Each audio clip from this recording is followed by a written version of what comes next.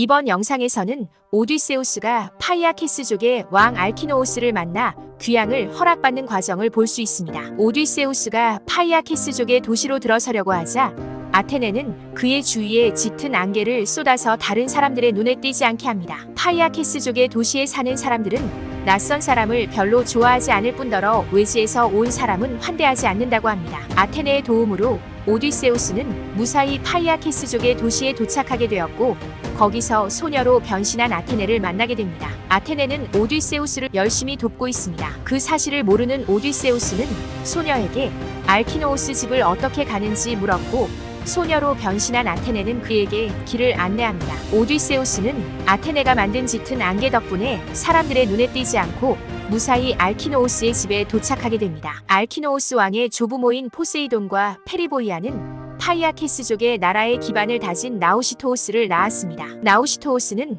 렉세노루와 알키노오스 형제를 낳았는데 렉세노루는 딸 아르테를 낳은 후 일찍 죽었습니다. 알키노오스와 아르테는 삼촌과 조카 사이였는데 부부가 된 것입니다. 알키노오스의 궁전에 도착했을 때 아테네는 알키노오스의 아내 아르테에 대해서 호의적인 이야기를 하며 그녀가 오디세우스에게 마음속으로 호의를 가지게 되면 그때는 가족들을 만나보고 지붕이 높다란 집과 고향 땅에 닿을 희망이 있다고 오디세우스에게 말해줍니다. 그리고 파이아키스족의 남자들은 배를 모는 기술이 매우 뛰어나고 여인들은 배틀 일에 솜씨가 뛰어나다는 말도 해줍니다. 배를 모는 기술은 오디세우스가 귀향할 때 필요한 기술이기도 합니다. 알키노오스의 앞마당에는 여러 가지 과일 나무들이 있었고 사시사철 교대로 열매를 맺기 때문에 부족함이 없는 큰 정원을 가지고 있었습니다. 마치 동화책에 나오는 궁전처럼 아름답고 호화롭게 묘사되어 있습니다. 오디세우스가 알키노오스의 집 문턱을 넘어 들어갔을 때 파이아키스족의 지도자 및 보호자들이 헤르메스에게 포도주를 헌주하고 있었습니다. 그들은 잠자기 전에 헤르메스에게 헌주하곤 했습니다. 각 도시마다 받드는 신이 있었는데 파이아키스족의 나라는 배를 모는 기술이 뛰어나서 그런지 전령인 헤르메스 신을 모시고 있습니다. 오디세우스가 아르테의 무릎을 꼭 잡은 순간 아테네가 안개를 걷어내었고 오디세우스의 모습이 갑자기 나타나자 그곳에 있던 사람들은 깜짝 놀라게 됩니다. 고대 그리스에서는 호의나 자비를 구할 때 무릎을 잡는 관습이 있었다고 합니다. 오디세우스는 나우시카가 시킨 대로 그녀의 어머니인 아르테에게 자신을 고향 땅에 닿을 수 있도록 도와달라고 애원합니다. 오디세우스가 그곳에서 식사 대접을 받고 난 후에 알키노오스는 지도자들에게 열변을 토하면서 말합니다. 내 말을 들으시오. 파이아키스족의 지도자와 보호자들이여, 나는 내 가슴속 마음이 명령하는 바를 말하고자 하오. 이제 잔치는 끝났으니 그대들은 집으로 가 눕도록 하시오. 내일 아침에 우리는 더 많은 원로들을 불러 모아 홀에서 이 나그네를 접대하고 신들께 훌륭한 제물을 바친 다음 호송에 관해 생각해보기로 합시다. 지략이 뛰어난 오디세우스는 우선 모두 식사를 하게 하고 날이 새는 대로 자신이 고향 땅을 밟을 수 있게 도와달라고 말합니다. 하지만 나의 노고가 아무리 괴롭더라도 지금은 저녁을 들게 해주십시오. 가증스런 배보다 파렴치한 것은 달리 아무것도 없으니까요.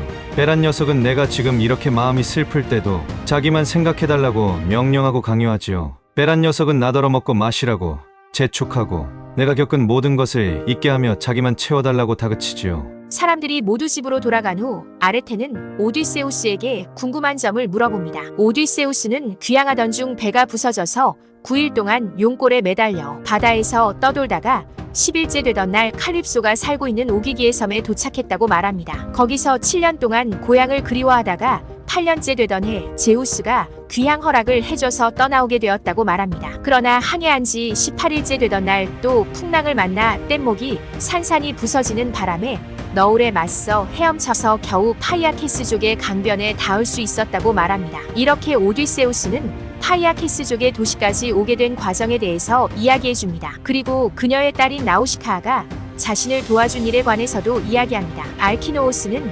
오디세우스와의 대화가 마음에 들어서 오디세우스가 그곳에 머물겠다고 하면 사위로 삼아 집과 재산을 주고 싶으나 원치 않으면 집으로 귀향할 수 있게 도와주겠다고 합니다. 오디세우스는 알키노오스에게 감사의 뜻을 전하고 고향에 가고 싶다고 말합니다. 알키노오스는 오디세우스에게 바로 다음날 귀향을 할 수 있게 해주겠다고 약속합니다. 또한 가장 뛰어난 배와 선원들을 지원해주겠다고 하자 오디세우스는 기뻐서 그 말이 이루어져서 고향 땅에 닿기를 제우스에게 기도드립니다. 이번 영상에서는 오디세우스가 파이아키스족의 왕 알키노오스에게 귀향을 약속받는 과정을 볼 수 있었습니다. 이상 오디세이아 7권을 요약한 내용이었습니다. 구독과 좋아요는 영상 제작에 큰 힘이 되고 있습니다. 감사합니다.